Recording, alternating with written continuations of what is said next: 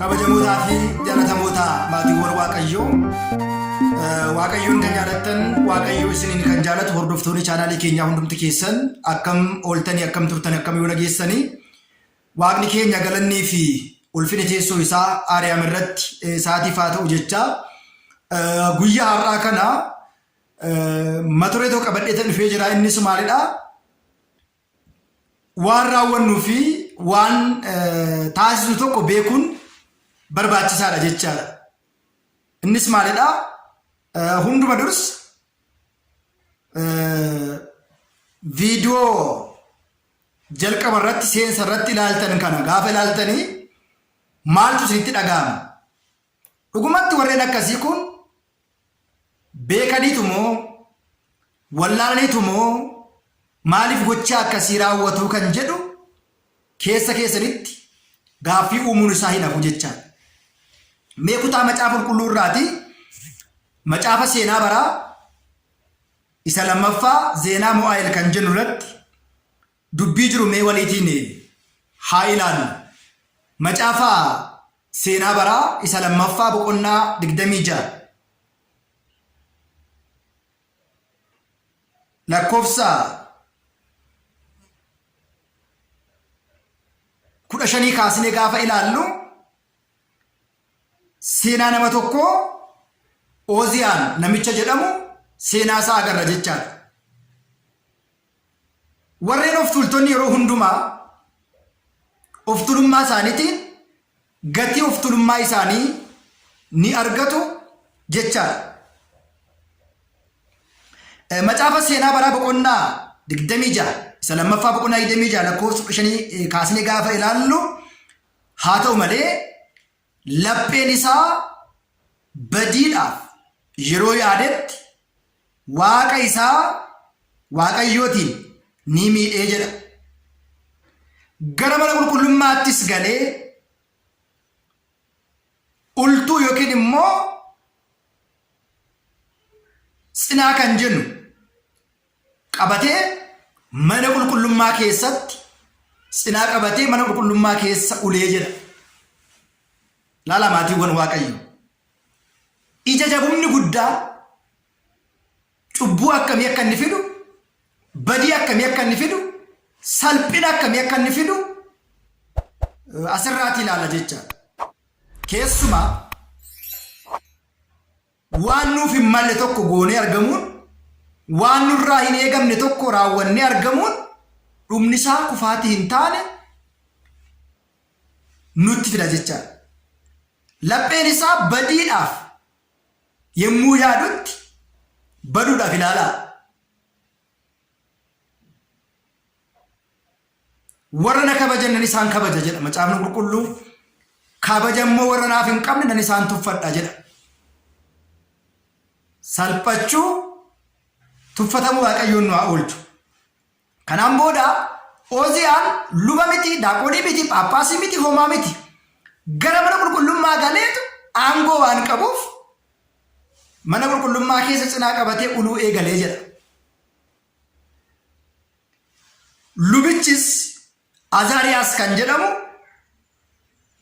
isa faana warreen jajjaboonnis cimoonnis turan jedha. Luboonni waaqayyoo 80 isa hordofanii galan jedha.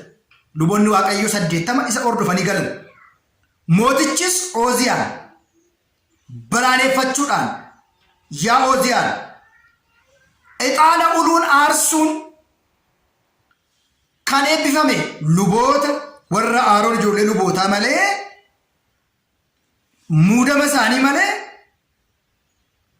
waaqayyoodhaaf akka bultu siif hin barbaachisu. Miiteetta mana qulqullummaa keessa maqdasii keessa bahi waaqa kee birattis kabaja siif hin ta'u ittiin jedhan. Kabaja siif hin ta'u. Oziyaan ni ori'ee kan ittiin ulu sana xinaa sana harka isaa keessa ture. Lubootattis yommuu ori'u luboota fuulduratti mana qulqullummaa keessatti bakka itti aarsaan ixaanaatti gaggeeffamu sanatti fuula isaa irratti lamxiin bahee jedha. Galannii fi ulfinni waaqayyootiif haa ta'u. Maatiiwwan waaqayyo. Fakkeenyaatiif lubicha Zakkaariyaas macaafa Luqaas boqonnaa 1 irratti Zakkaariyaas lafatti ixaana ulan beeta maqdas yookiin mana qulqullummaa keessa dhaabatee otoo kadhachaa jiru ergamaan waaqayyoo isa faana dubbatee jedha. Ergamaan waaqayyoo isa faana dubbate. Zakkaariyaas kadhannaan keessi dhaga'ameera. Kun kakuu haaraa sun kakuu moofaa keessatti. Macaafa seenaa bara isa lammaffaa keessatti kakuu moofaa keessatti ta'eedha. Kakuu haaraa keessatti immoo lubichi Zakkaariyaas mana qulqullummaa keessa dhaabateetu ixaana ula. Ixaanni kabaja waaqayyootiif, ulfina waaqayyootiif, foolii urgaa sabaa sagaloonni macaafa Luqaas boqonnaa 2 irratti gaafa laaltan waaqayyoon bara mooticha Heroos magaalaa Beetlehem keessatti mul'atu sabaa sagaloonni warri jedhaman ixaana karbee qumbii qabatanii dhufan jedha. Urgaa kan qabu shittoo kan ta'e. Maaliif mootichi kabajni ulfinni waan isaaf ta'uudhaaf ixaana qabatanii deemu. Kanaafidha ixaana binnee zabiibii binnee ibsaa binnee mana qulqullummaa keessa kan galu.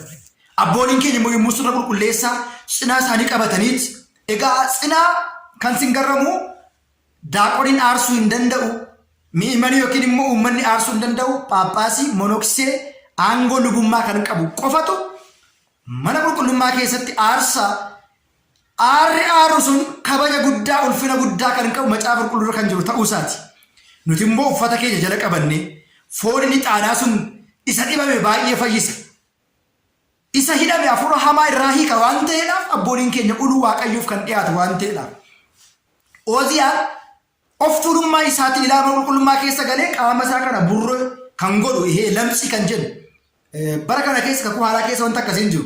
Keessumaa kakuu moofaa keessatti warri yakka raawwatan, badii raawwatan adda isaanii, fuula isaanii, qaama isaanii irratti dhibeen nama burreessu kun itti ba'a ture jedha.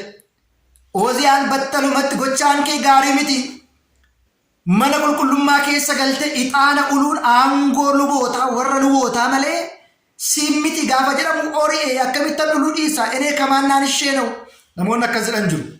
Ani eenyu gadidha. Ani sinamadha inni sinamadha kan jedhan jiru. Otoo waaqayyoon sin filiin hojii waaqayyoo hojjechuuf hin deemin. Otoo waaqayyoon sitti dubbatiin waaqayyootti dubbatira jetteen dubbati. Otoo waaqayyoon siin kabajiin ani akka waan waaqayyoo si kabajetti naasa'iin. Otoo hin waamamin waamameera hin jedhin. Otoo hin filamin filameera hin jedhin. Of hin tuulin. Of hin guddisiin. Inni fayyadu. Meelkoon of tuulummaatiin kan isheen masina taatee hafte.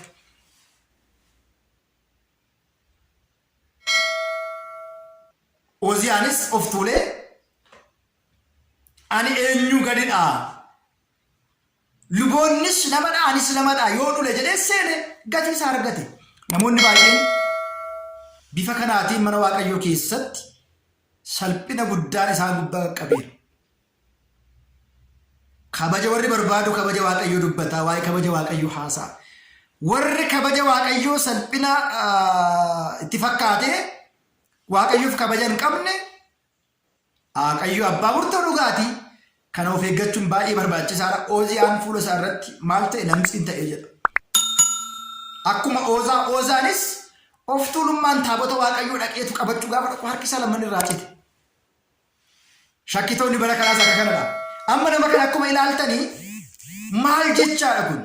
Eenyuun salphisuudhaaf, eenyuun xinneessuudhaaf, eenyuun kabajuuf, eenyuun salphisuudhaaf kana hojjete namni kun dhugumatti amantaa keenya xinneessuudhaafis waaqayyootiin salphina dhowwuudhaafis ta'e hojiin kun hojjetame baay'ee kan nama dhibu garuu Waaqayyo abbaa murtoo dhugaati waan ta'eedhaaf waan nuuf hin malle tokko yaaduuf raawwachuun barbaachisaa miti. Waan nuuf hin taane tokko hojjechuun nurraatiin barbaachisu gaarii miti. Waan akkasii hojjechuun hin barbaachisu. Maatiiwwan Waaqayyoo waan akkasiirra of eeggachuu fi kabaja warri barbaannu of kabajuudha. Of tulummaa dhiisnee gad of qabuudha malee warri ol jedhan gadi jedhu, warri gad jedhan immoo ol jedhu jedha. Kanaaf warreen akkasii kun beekanis haa ta'u, wallaalanis haa ta'u, namni kun qeesii miti yookiin monoksee miti yookiin paappaasii miti isaaf qoosaa ta'uu danda'a. TikTok irratti follow yookiin immoo waan ta'etti argachuu danda'a. Garuu dhumni isaa badii ta'a waan ta'eedhaaf warreen akkasii kana Waaqayyoon laphee isaaniif haa kennu. Waaqayyoon gochaa nama kamiitiin hin kabajamu, gochaa nama kamiitiin hin salphatu, amantaan keenya gochaa nama kamiitiin hin salphattu, gochaa nama kamiitiin hin guddattu. Kana beeknee deemuun barbaachisaadha. Kibir laraas ta'u kabajni ofii keenyaatiif mataa keenyaan malee namaan miti qaama biraatiif miti. Kana beekuun barbaachisaadha. Galatooma jechuun barbaada gama kootiin waan dhaggeeffataniif galatooma. Viidiyoon akkasirratti yaada garaagaraa kennuun keenya waan itti fufu ta'a. Kan nu barsiise, kan nu gorse, kan nutti dubbatee fi kan nutti dheekkame waaqa abboolii keenyaaf galanni haa ta'u. Chaanaalii keenya sabiskiraayibii fi laayikii ishee gochuun nu hordofa. Waaqayyo isin duukaa haa ta'u. Sagalee jireenyaa keenya nu dhageessisu galatooma.